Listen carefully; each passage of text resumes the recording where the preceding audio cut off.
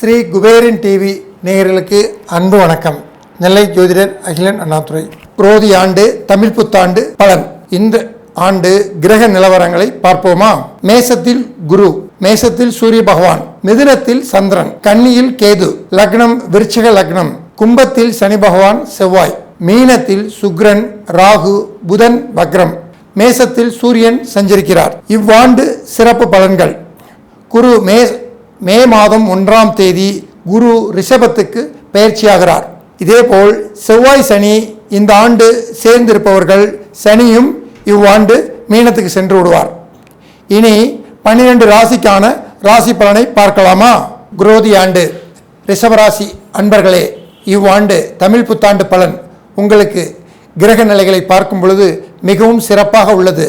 ரிஷபராசிக்கு சுக்கிர பகவான் இவ்வாண்டு பிறக்கும் பொழுதே லாபஸ்தானத்தில் உச்சம் பெறுகிறார். ரிஷபராசிக்கு 5ஆம் இடத்து அதிபதி புதன் தன் வீட்டை தானே பார்க்கிறார். ரிஷபராசிக்கு 9ஆம் இடத்து அதிபதியான சனி தன் வீட்டிலே அமர்ந்துள்ளார். 1, 5, 9 மிகவும் சிறப்பாக உள்ளது. ரிஷபராசிக்கு இது ஒரு பொற்காலம்.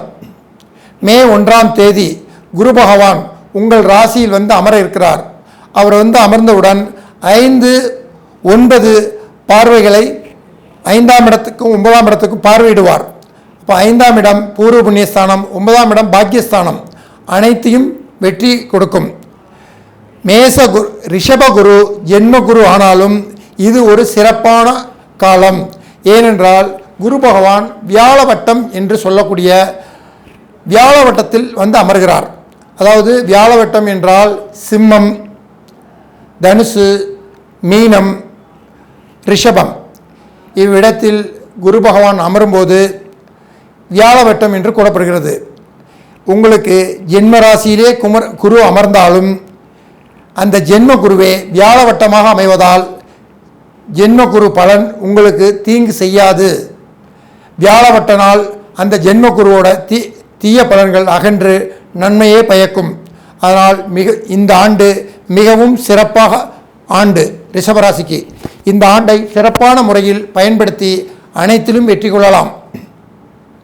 9ஆம் இடத்து அதிபதியான சனி பகவான் செவ்வாயுடன் சேர்ந்து சஞ்சரிப்பதால் இவ்வாண்டு சொத்து சம்பந்தமாக எந்த பிரச்சனையாக இருந்தாலும் பொறுமையாக பேசவும். ஏனென்றால் 9ஆம் இடம் தந்தை, அந்த ஸ்தானத்தில் 9 கூடிய சனி அமர்வது சிறப்பு. அவருடன் செவ்வாய் சேர்ந்திருப்பதால் கோர்ட்டு கேஸு பிரச்சனை சகோதரர்களால் வர வாய்ப்புண்டு. இதை பொறுமையாக கையாண்டு சனி அகன்றவுடன் அது சுமூகமாக முடித்து கொள்ளலாம். அவசரப்பட வேண்டாம். ஒரு ரிஷபராசிக்கு ராசியாதிபதி லாபஸ்தானம் எனக்கூடிய உச்ச வீட்டில் அமர்ந்துள்ளார். ராசிநாதனே லாபஸ்தானத்தில் உச்சமாக இருப்பதால் நீங்கள் எடுக்கும் முயற்சி அனைத்திலும் வெற்றி கிட்டும். ராசி என்றால் உடல். உங்கள் உடல் ஆரோக்கியம் அருமையாக இருக்கும். நீங்கள் நினைத்த செயல் அத்தனையும் வெற்றிகரமாக முடியும். 5ஆம் இடம் என்பது கன்னி. இந்த 5 குடையவர் 11இல் இருப்பது சிறப்பு. ஆனால் இவ்வாண்டு பிறக்கும் பொழுது 5 குடையவர் வக்ரமாக உள்ளார். அப்போ குலதெய்வ வழிபாடு, குழந்தைகளின் நலனில் அக்கறை, அதாவது குழந்தைகள் சரியாக படிக்கலை அப்படின்னா வேறு ஸ்கூல் மாற்றுறது, உயர்கல்வி சம்பந்தமாக வேறு காலேஜ் போகிறது, இந்த மாதிரி ஏதாவது கன்னி என்றால் மாற்றம். அப்போது இந்த அதிபதி 5 குடையவர் வக்ரமாக இருப்பதால் மாற்றம் செய்தால் அந்த வக்ர நிவர்த்தி சரியாகிவிடும். அப்போ இந்த மாதிரி ஏதாவது மாற்றம் செய்து இந்த ரிஷபராசிக்காரர்கள் 1, 5, 9 மிகவும் சிறப்பாக இருப்பதால் இது ஒரு சிறப்பான ஆண்டு. எல்லோரும் கூறுவார்கள் ஜென்ம குரு ராமர் வனவாசம் என்று. உண்மைதான். ஆனால் உங்களுக்கு ஜென்ம குருவே வியாழ வட்டமாக அமைவதால் இவ்வாண்டு ரிஷபராசிக்காரர்களுக்கு ஜென்மகுரு பாதிப்பு முழுமையாக இருக்காது. வியாழவட்டத்தில் அவர் அமர்வதால் அனைவருக்கும் நன்மை, உங்களுக்கு மிக மிக நன்மை.